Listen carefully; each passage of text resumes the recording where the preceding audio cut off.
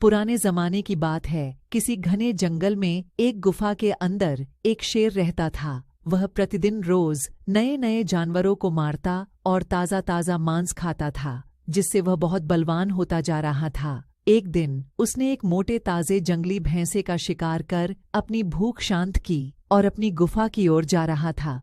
रास्ते में एक कमजोर लोमड़ उससे टकरा गया, जो अपनी कमजोरी के कारण शिकार नहीं कर सकता था। निरीह लोमड़ अत्यंत बलशाली शेर को देखकर उसके सामने नतमस्तक हो गया और उससे बोला, हे जंगल के राजा, मैं आपकी शरण में आना चाहता हूँ। मुझे अपनी शरण में रख लीजिए। मैं पूरी जिंदगी आपकी सेवा करूंगा और आपके शिकार के बचे हुए भाग से अपना पेट भर लिया करूंगा। शेर को लोमड़ पर दया आ गई। उसने उसे अपनी गुफा में रख लिया। शेर की शरण में लोमड़ को बिना दर दर भटके भोजन प्राप्त होने लगा। सिंह के शिकार का छौधा हुआ भाग उसका होता, जिसे खाकर वह कुछ ही दिनों में हट्टा कट्टा हो गया। अत्यधिक ताकतवर हो जाने के कारण वह स्वयं को शेर के बराबर समझने लगा। वह सोचने लगा कि अब वह भी सिंह के समान बलशाली हो गया है। इसी घमंड में वह एक दिन शेर से बोला, अबे ओ शेर, मेरा हृष्टपुष्ट शरीर देख, अब मैं तुमसे कम बलशाली रह गया हूँ, नहीं ना? इसलिए आज से मैं शिकार कर उसका भक्षण करूंगा। मेरे छौड़े हुए भाग से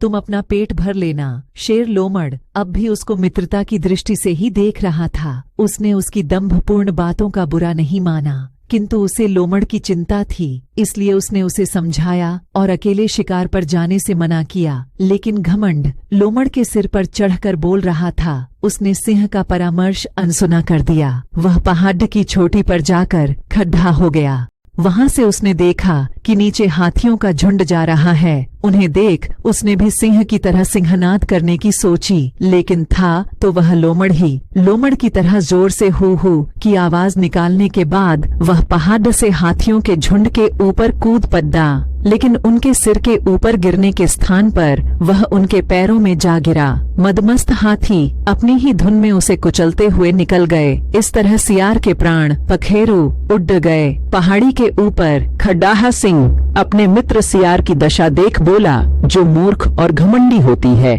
उनकी ऐसी ही गति होती है। घमंड विनाश का कारण बनता है। जब घमंड सिर चढ़कर बोलता है तो व्यक्ति अक्सर अंधा हो जाता है और तर्क संगत सोचने की क्षमता खो देता है। वह मूर्खतापूर्ण निर्णयों और कार्यों की ओर ले जाता है, जिनके गंभीर परिणाम होते हैं। एक बार की बात है, एक तोता आसमान की ओर निहार रहा था और बहुत उदास था। उसकी मम्मी ने उससे पूछा, बेटा क्या हो गया तुम्हें?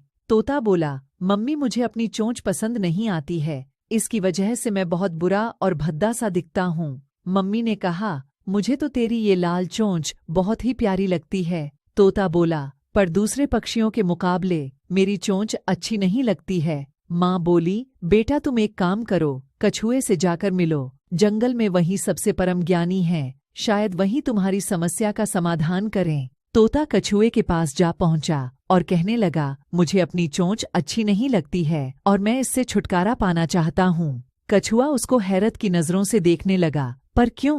तुम्हारी चोंच तो सुंदर और अच्छी दिखती है। तोता बोला, सारस, बत्तख, हंस और बाज की चोंच कितनी खूबसूरत है, मुझे अपनी चोंच से छुटकारा पाना है। कछुआ बोला, अच्छा कोई हल खोजते हैं, तुम पर कौन सी चोंच अच्छी लगती है? तुम्हें खाने में खरगोश, चूहे या छोटे जानवर पसंद हैं क्या? तोता बोला, कैसी बात कर रहे हैं, मैं यह सब कैसे खा सकता हूँ? कछुआ बोला, अच्छा तो तुम्हें मछलियाँ पसंद होंगी या फिर पानी में तैरने वाले छोटे कीड़े? तोता नाराज होकर बोला, ये सब खाने की बात तो मैं सपने में भी नहीं सोच सकता। कछुआ बोला, तुम्हें मिर्च, मूंगफली, सेब या अन्य कोई फल या सब्जी तो बिल्कुल भी पसंद नहीं होगी। तोता बोला, यह आप क्या कह रहे हैं?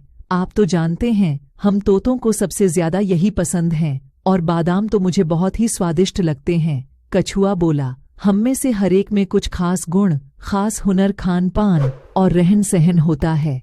जैसे कि बाज की चोंच और पंजे मजबूत होते हैं ताकि वह खरगोश, चूहों या छोटे जानवरों का शिकार कर सके। बतख को तैरने वाले पंजे, हंस को लंबियों टांग और लंबी चोंच दी जाती है, जिससे कि वे पानी में जाकर मछलियों व पानी के कीड़े मकोड़ों को पकड़ सकें। और तुम तोतों को ऐसी चोंच दी जाती है जो मूंगफली, बादाम आदि चोंच से तोड़ सके। तुम्हारी चोंच से ही तुम्हारी असली पहचान है, समझे? तोता अब ये बात समझ गया था कि दूसरों को देखकर अपने आप को बदलने की बात सोचना बेवकूफी है।